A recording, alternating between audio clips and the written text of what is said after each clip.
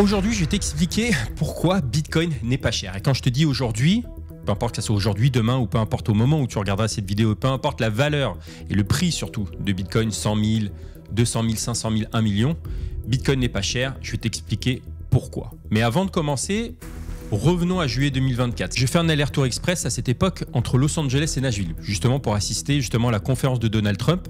À l'époque, il était simple candidat et après, il a été élu président, 47e président des États-Unis. La salle était pleine à craquer, il y avait beaucoup d'attentes et franchement, je m'attendais, pour être honnête avec toi, des annonces folles, mais j'ai pas été déçu parce que c'était au-delà de mes espérances. Parce que Donald Trump monte sur scène, grand silence. Il regarde la foule, il marque une pause et lâche cette phrase qui va résonner dans l'histoire. This afternoon, I'm laying out my plan to ensure that the United States will be the crypto capital of the planet and the Bitcoin superpower of the world, and we'll get it done.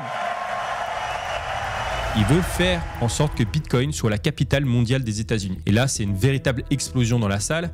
Les gens crient, applaudissent et certains même se regardent avec un mélange d'excitation et de sidération. Et moi, je me souviens que j'ai regardé autour de moi et tout le monde savait que quelque chose venait de se passer. Et quand je suis sorti de cette salle, je te jure, Bitcoin était aux alentours des 60 000 $ et j'ai dit à tout le monde, les gars, Bitcoin n'est pas cher. Et disons qu'aujourd'hui, il est à 100 000 $ au moment où tu regardes cette vidéo. Et tu sais quoi? C'est toujours pas cher. Que ce soit 200 000, 500 000, 1 million, peu importe, c'est toujours pas cher. Mais maintenant, on peut se demander est-ce que c'est cher ou c'est sous-évalué? Eh bien, regarde bien ceci parce que beaucoup pensent tout simplement que Bitcoin est trop cher. Mais si on regarde l'histoire, en 2017, Bitcoin atteint 20 000 $ et tout le monde dit c'est trop tard, c'est trop cher. En 2020, il chute à 10 000 $ et là, personne ne veut en acheter.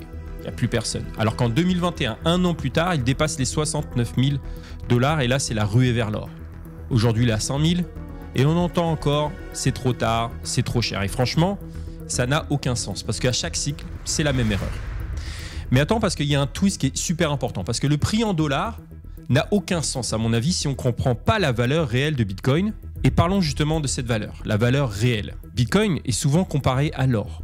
L'or digital, Bitcoin, l'or physique, le vrai or, le lingot d'or. Et si on prend la capitalisation boursière de l'or, on est à 14 000 milliards de dollars.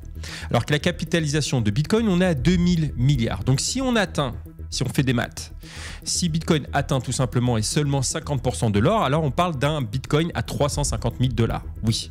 Et s'il égale l'or, on est à 700 000 $ par Bitcoin. Et là, accroche-toi bien parce qu'il y a également des grands de ce monde, de la finance, Larry Fink, le PDG de BlackRock, qui a récemment déclaré « Bitcoin est une nouvelle forme de valeur et pourrait tout simplement devenir un actif de réserve mondiale ». Rien que ça, c'est juste énorme. Et même si les géants de la finance commencent tout simplement à reconnaître que les bitcoiners, ce qu'ils disent depuis 10 ans est vrai, eh bien, il y a aussi le problème des banques centrales. Parce que Bitcoin n'est plus seulement un actif pour les particuliers ou les fonds d'investissement. Non, les États commencent à s'y intéresser et de près. Parce que si on regarde ces données-là, les États-Unis envisagent tout simplement d'ajouter Bitcoin à leurs réserves stratégiques. Et d'autres pays comme l'Argentine, l'Arabie Saoudite, le Japon étudient également cette option. Pourquoi c'est crucial?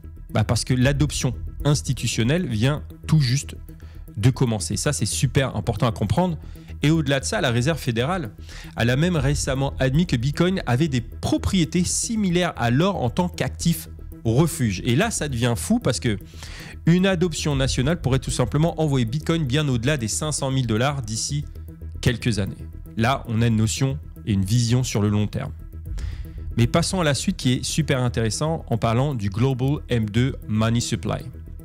Et donc, historiquement, à chaque fois qu'il y a une expansion justement de la liquidité mondiale à booster Bitcoin, et ça arrive à chaque cycle, à chaque bull run, et tu dois demander pourquoi? Parce que tout simplement, plus il y a d'argent en circulation, plus on cherche des actifs rares justement pour se protéger. Et justement, la Fed continue de baisser ses taux d'intérêt. Et donc, la Global M2 devrait tout simplement repartir en juin 2025 de cette année.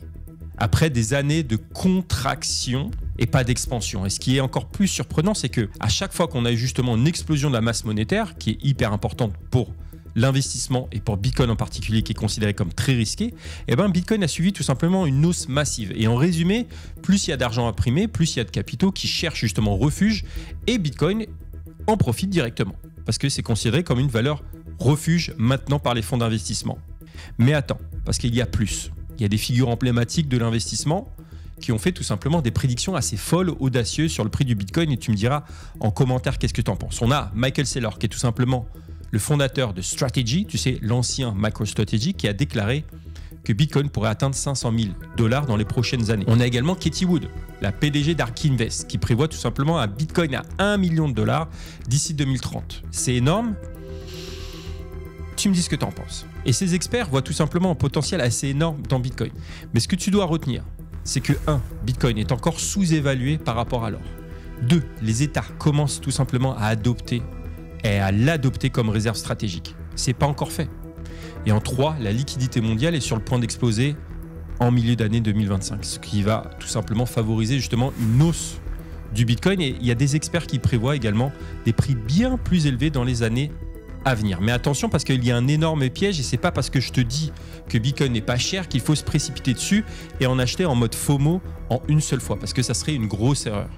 Parce que la stratégie que je ferais, c'est tout simplement le DCA et j'en parle juste là, va la voir.